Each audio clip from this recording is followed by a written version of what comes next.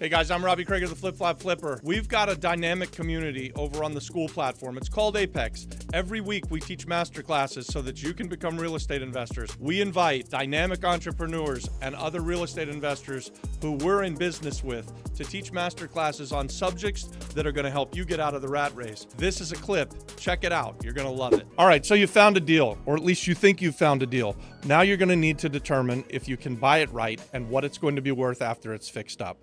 So you're going to need to learn comparables. What are comparables? Comparables are properties that have sold in the neighborhood or very close to the neighborhood that look a lot like the house that you're buying. An ideal comparable, and this is something that no one else is saying out there, an ideal comparable will have been bought by another value-add real estate investor at a very low price and then fixed up, renovated, and then sold for top dollar. And you will see these comparables because you'll see the low price bought in, like, say, June, and then it's fixed up over the next month or two, and then it's sold again in September, and the price in June is $100,000, and the price in September is $200,000, and in between there was some value add. So that's how you determine a good deal. That's what you're looking for when you're looking at these comps. You want to determine through price per square foot, and through maybe getting a CMA from a realtor. There's a lot of different ways that you can run comps or comparables, and it doesn't take you a lot of money. You don't have to pay for appraisals, although that is another way that you could do it. Guys, I'm trying to give you the meat and potatoes of it, the easy things that you can do that anybody who's listening to me can do. If you want to become a value-add real estate investor, follow these steps, and you can do this. All right, guys, so now let's assume you found the deal, however you found it, and you realize that you're buying it at a good price and that there's value in between. So you know that you can spend some money fixing it up, and you need to determine whether or not you're going to be able to do the renovation for the house inside of that margin. So what's that mean? That means that you're going to have to talk to some contractors. And again, I said earlier in the video, networking is a theme here. You're going to be networking if you're going to be a value-add real estate investor, because you need to be talking to people who are going to actually do the work. Unless you're a handy person and you can do it all yourself, then you've got an advantage on the rest of us, guys like me who can't fix things themselves. You can determine what the value is or what it's going to cost in order to fix the property up. So how much is it going to cost to demo it out and get rid of all the garbage and rip the kitchens out and then replace them and put them back? Do you have to replace the roof? Do you have to replace the electrical and upgrade the plumbing? These are things that you're going to look at, and you're going to I would encourage you to have a GC or at least a really, really good handyman who does everything come out and look at your property. And this, guys, before you put it under contract. So you've got an agreed upon price, or maybe you could even do this after you've put it under contract during your inspection period, but you've got an agreed upon price. You think it's going to be worth X when it's fixed up. You need to make sure that your renovation costs are going to give you enough profit. So here's a rule of thumb that you can live and die by. If you can buy a property and then fix it up and be all in for 70% of what you think you're going to sell it for, that's a great deal. That gives you plenty of margin for you to buy it, fix it, and then sell it. And you're going to make some money on that. So quick math on that, if you're buying it for $100 and you've got to put $35,000 into it, that would mean that you'd be selling it for around $200,000.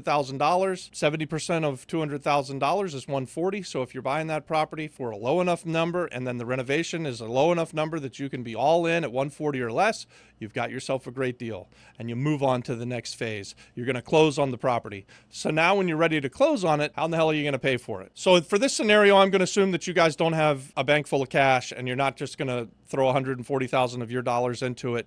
You're going into this thinking that you need to find somebody else's money, and that's the real estate dream. That's what's so beautiful about becoming a value-add real estate investor, is that you can do this using other people's money, and anybody can do it. You don't really need great credit. You don't need to have a ton of money in the bank. Probably do need to have enough to have some skin in the game, but you can get there. You can find partners that will come in with the cash when you find a great deal like this, or you can find hard money lenders, and the hard money lenders are out there. They're very easy to find.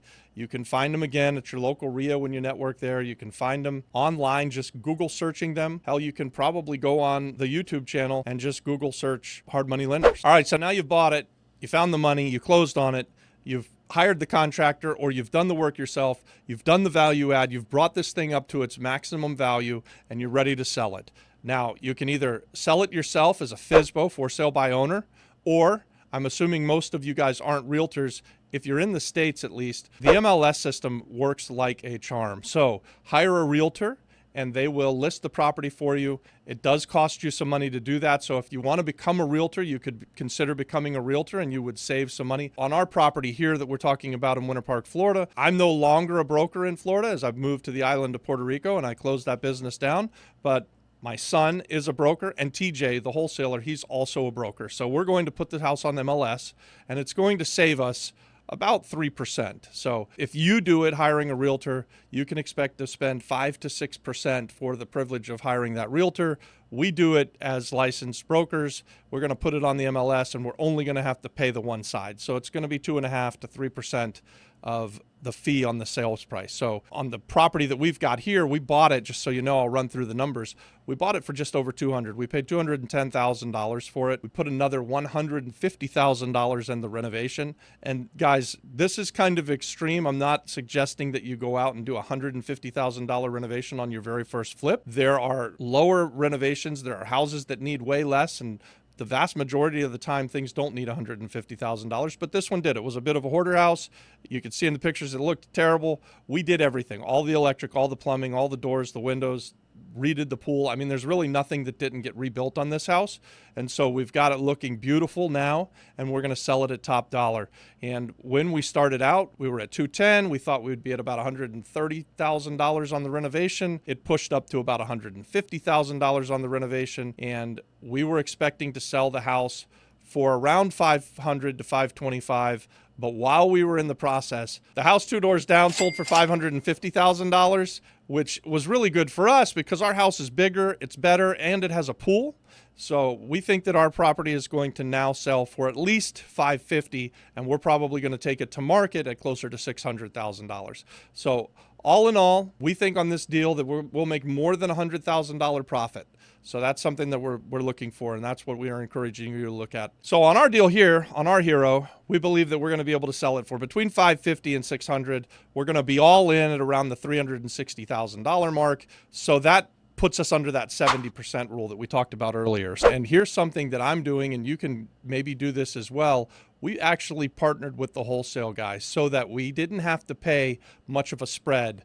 Actually, we bought it for what he bought it for. So we got a great deal. We brought him into the deal because he wanted to stay in for the long term. He'd been doing wholesaling for a long time, and he was excited when we asked him to stay in the deal and invest with us and get a bigger return than what he would normally make. So on a typical wholesale deal, it's small money. He contracts something at a great deal, and then he sells it to someone like me, and he leaves the lion's share for the value-add real estate investor that hopefully that's you. So if you can, partner with the wholesaler and keep him in the deal. You'll get to use his expertise, and he'll be excited about becoming a value-add real estate investor. So it becomes a great symbiotic relationship. This idea of partnering with wholesalers, it's okay to let other people make money, and it's okay to let people do the lion's share of the work. A lot of the work that you're going to find is you need to look at hundreds of houses to find a great deal. So TJ did that in this case. He looked at hundreds of houses in order to find this one deal, and he brought it to us,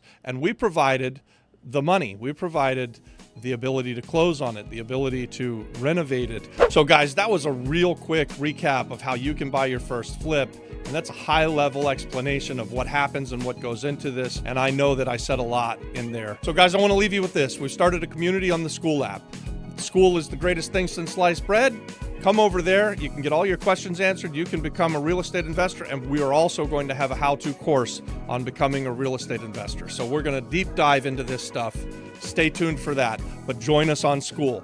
Always give this video a like, subscribe to our channel. God bless. Hey guys, if you like that, I told you would. We've got a library of content just like this. It's actually long content. So we've got fix and flip courses. We've got a whole library full of these master classes. Each one is better than the last. Come and join us on Apex. If you want to become part of a dynamic community of real estate investors, if you've been looking for a way that you can get out of the rat race and maybe become a real estate investor and change the stars of your life, let's do this together, guys. Real estate investing is a team sport, and we want you to be part of our team. Join us on Apex.